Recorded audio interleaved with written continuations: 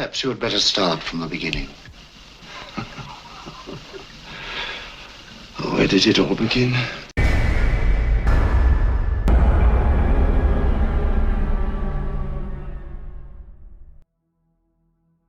So, a few years back, my father was struggling with an addiction to meth. He was absolutely bonkers and doing the craziest things. It got to the point where I realized if I didn't intervene, he was going to either kill himself or someone else. I spoke with a local judge who told me that I needed to present the court with written and signed letters from several people, recounting any experiences they had with him that could prove he wasn't mentally stable enough to make decisions for himself. This was me basically trying to force him into long-term rehab to save his life. My grandmother, who lived only 2 miles down the road from me, contacted me one evening and told me about a neighbor of theirs who had some rather poor experiences with my father and might possibly be able to help me. Let's call him A. She gave me A's phone number, and I texted him giving him a short explanation and asked if he could call me when he had a few moments to speak. About 10 minutes later he called, and we spoke briefly about the situation, and he agreed to write the letter and accompany me to court.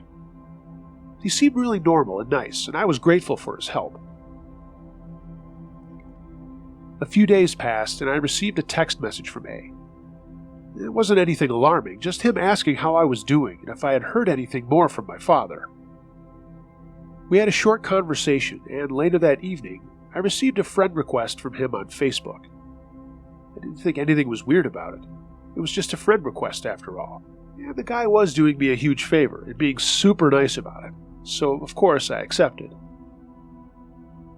I briefly looked over his page and noticed he appeared to be happily married to a gorgeous woman, had 3 children, and a nice home. Nothing out of the ordinary. This is where it got weird. A started texting me quite often after the Facebook friendship, and the messages started to have a bit more of a flirty tone to them. He kept saying how beautiful I was, and that he couldn't believe I was single.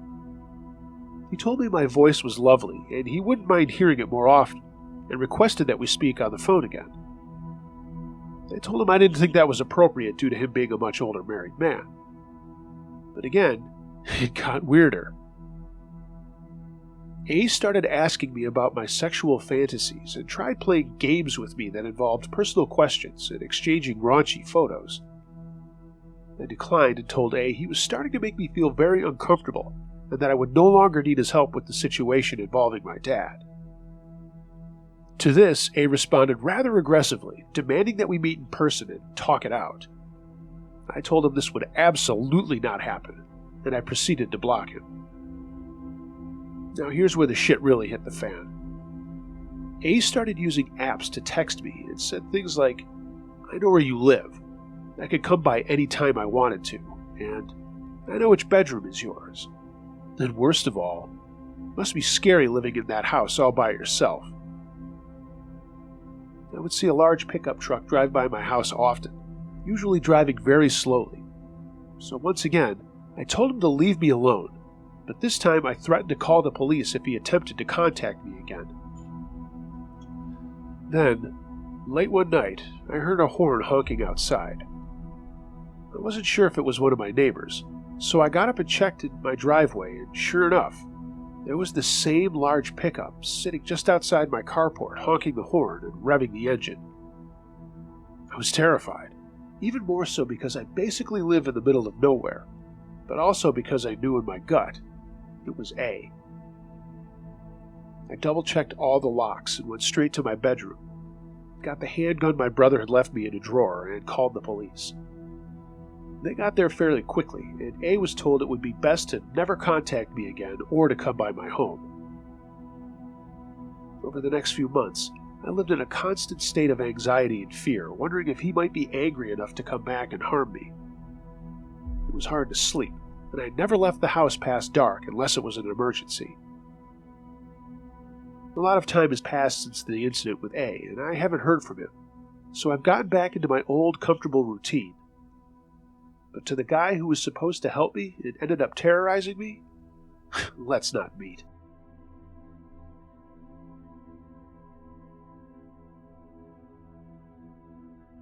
Where I grew up in New Hampshire, one part of Bear Brook State Park is the Girl Scout Day camp location. Across the street was the camping museum and the snowmobile museum, and there used to be a nature museum too. But if you kept going straight on a dirt path that was there, you would wind up at the Girl Scout campground. Back then, this was 67 or 68, late July, the camp held a 2-week event. The older campers were allowed to have a single overnight in the last few days. So there were 3 5-person tents. I was a senior in the tent closest to the woods. That evening was spent cooking hot dogs, hamburgers, and marshmallows and s'mores, with lots of singing, laughing, and screaming. We all retired around 10 p.m., but in the middle of the night, maybe around 1 or 2, I was woken up by something softly grunting and pushing down on the top of the tent.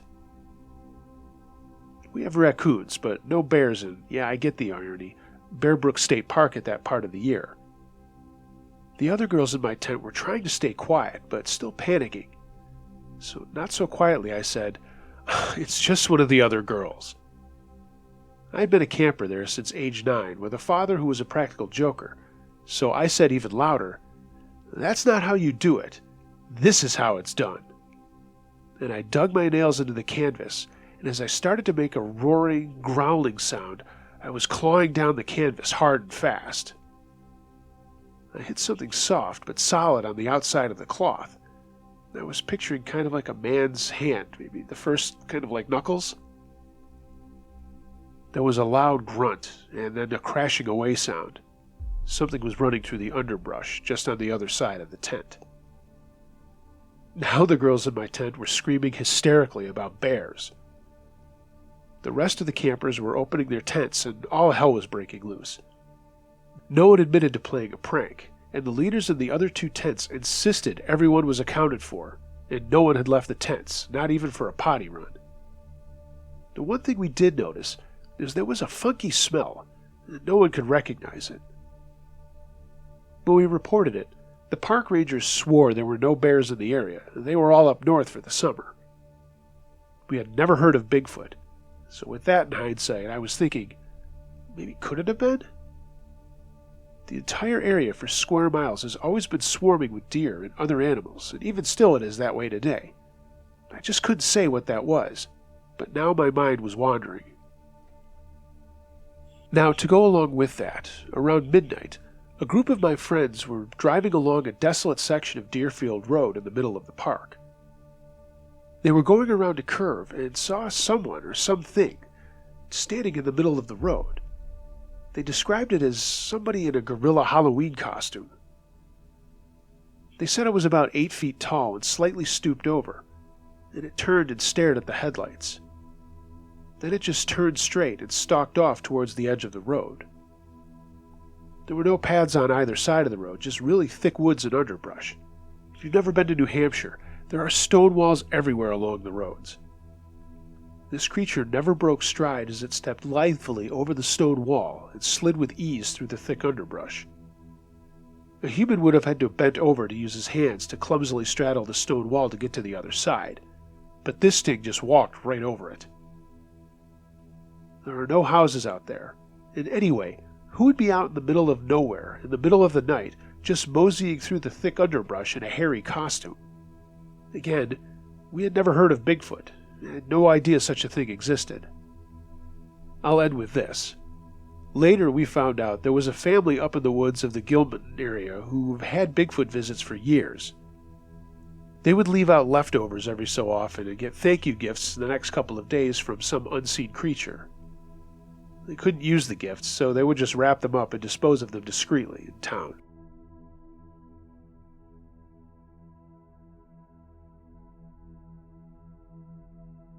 My parents' is a long L-shaped outfit.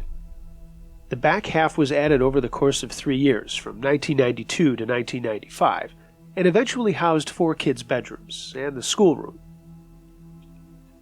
We remodeled again in 2004, converting the attached garage into a movie theater, effectively elongating the back of the house further.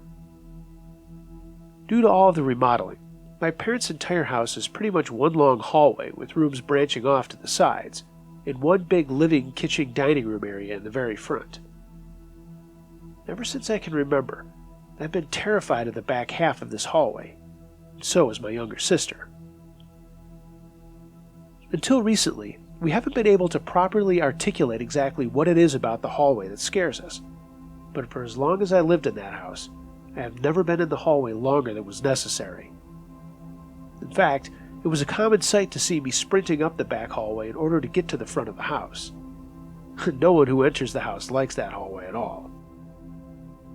When you're in the back of the house, it feels like there's something with you. I say something, not someone, because I don't necessarily feel like it's a person.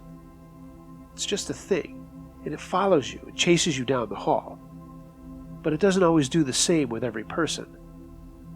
It follows my sister, but from a distance. It follows me as well, but it literally chases me, always feeling like it's mere inches from my back, like it's going to grab my shoulder at any moment and drag me back with it. My current problem began a few weeks ago while I was staying at my parents' for the weekend to watch my younger sister. I'd been moved out for about 8 months, and after having stayed with my parents for about a year, while I was there I never felt like anything like that had been happening. Both nights I spent there, I felt an awful, terrifying sense of dread. The house is spooky at night with its long hallways and dark corners, but this felt different. I refused to expose my back when walking through the hallways at night, and I certainly wouldn't allow my daughter to roam at the back half of the house without me, let alone stay in any one room alone. This unnatural fear trapped me in the large kitchen living dining room area for the entire weekend. At night, after my sister had gone to bed and I was ready to turn in as well, I would go into the guest bedroom where my daughter slept in one of the twin beds. Under normal circumstances, I would close the door behind me, take the other bed, and that would be that. This time, though, I couldn't help but feel this panic-inducing sense of fear take hold of me and tell me not to leave my daughter alone. After closing the door, I climbed in with her, tucked the blankets tightly around us, and tried desperately to fall asleep. I simply couldn't. Irrational as I felt it was, I got the sense that there was something right outside the bedroom door, very low to the ground, waiting for the chance to get in. I'm not a religious person, but I prayed anyway, and eventually I fell asleep praying. This happened both nights that I was there. The unseen force of fear unwavering, always sitting outside the bedroom at night, keeping me from entering the back hallway during the day. I told my mother that I refused to spend another night there, so this weekend my younger sister came to stay at my apartment. And last night, after she left to go back home, I turned in for the night.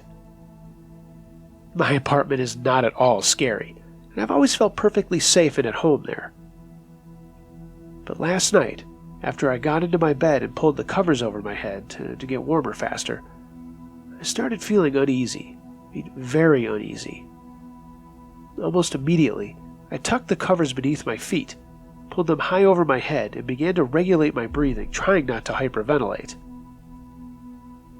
After maybe a minute or so of this, and feeling like the darkness was a solid thing trying to close in on me, a portion of the covers were yanked down about 4 inches, exposing the top of my head. Needless to say, I panicked. I started praying again, over and over and over, imagining a white light around me, trying to force away anything negative that was in the room. I wanted desperately to get up and grab my daughter from her bedroom to protect her from whatever this was, but I was literally petrified with terror.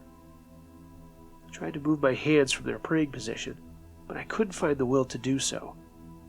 I was, once again, trapped by fear. I eventually fell asleep praying. I'm concerned that whatever was lurking in my parents' house for all those years may have followed my sister into my home.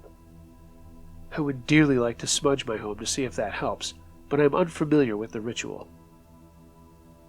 I feel a little insane saying this, but this thing seems to have it out for me, as I'm the only one it follows so closely, and certainly the only person it seems to be so attracted to. I mean, it follows everyone, but only chases and waits for me. I legitimately fear for my daughter as long as this is happening. Either this is something terrible that's bothering me, or there's something wrong with my head and I'm just paranoid.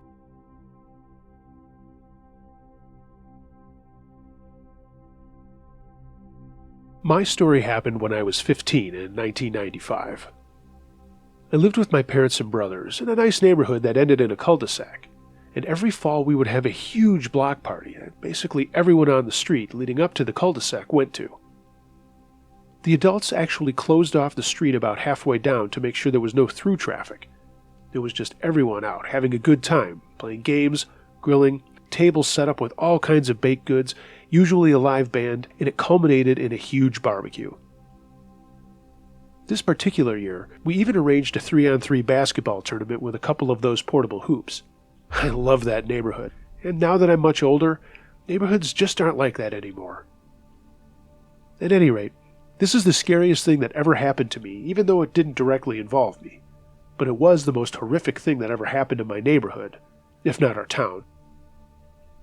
This was in fall before Thanksgiving, and everyone spent the week preparing their yards and getting things ready to go. This involved usually the last time you had to cut the grass or clearing out your leaves for the town to come and get them. I babysat for a family down the street, and this block party day, the father of the 2 kids I babysat was running late to the party as he had been working a ton and didn't have time to get his yard straightened out. He was planning on blowing the leaves in his backyard out into the trees behind his property, and I remember always being jealous of people who lived up the street from the cul-de-sac where we lived, because we all had fenced-in backyards as there was another neighborhood behind us. Not so on the drive down to the cul-de-sac where this guy lived. I'm probably rambling, but we had to rake leaves onto a big blue tarp and drag them up to the street. Certainly not as fun and as cool as a leaf blower. At least that's what I thought back then. So I went up to get the kids and put them in their wagon, and they were 3 and 4 years old. I brought them down to my house where my mom and Nana would take turns watching them with me so that everyone could enjoy the party. People were coming down all morning long setting up, and things kicked off at about 11:30 in the morning. Some adults were volunteering to ref the 3-on-3 tourney while others were just making food, and there was a ton of beer and soda flying already by 11:30 in the morning. The day wore on, and we didn't see from the guy down the street or his wife. I'll call them Bob and Jane for this story. At about 2 o'clock, we heard police sirens over the music and the sounds of the party. One of the guys at the party looked up the street and yelled out, "Hey, they're coming this way." However, they stopped right after removing our street barricades and ran up to Bob's house. We were all wondering what was going on, and of course, being curious and loving neighbors, we all started to kind of make our way up to the police cars as more of them arrived. Some started running crowd control and told us to stay back, and they went to work going in and out of Bob's house. An ambulance came screaming up, and the people took a gurney out and went into the house through the front door. After about 10 or 15 minutes, they came out with Jane on the gurney and put her into an ambulance and took off. After a moment, Bob came out with a man in a suit, and they got into a car and followed the ambulance. I remember my dad and some other guys from the block went up to some police and kept asking them if everything was okay and what had happened. Most of them said that they couldn't talk about it, but finally a guy who looked a little more official came over and told us that there had been an accident, but they were thinking everything was going to be okay and we should just go back to our party. He said more information would be coming, but to keep Bob and Jane in our thoughts, to make sure everything would be fine with them. They were there for the rest of our party, which had become somewhat subdued by this time. Of course, a number of people at the party went over to see what was going on. Someone had a TV in their front yard with their kids playing Sega. Parents turned it off to see if they could get the local news, and we started to get more of the story, so we all saw them while they were live on TV. Apparently, there had been a break-in, and Jane had been hurt in the process, and that's all they had at that time.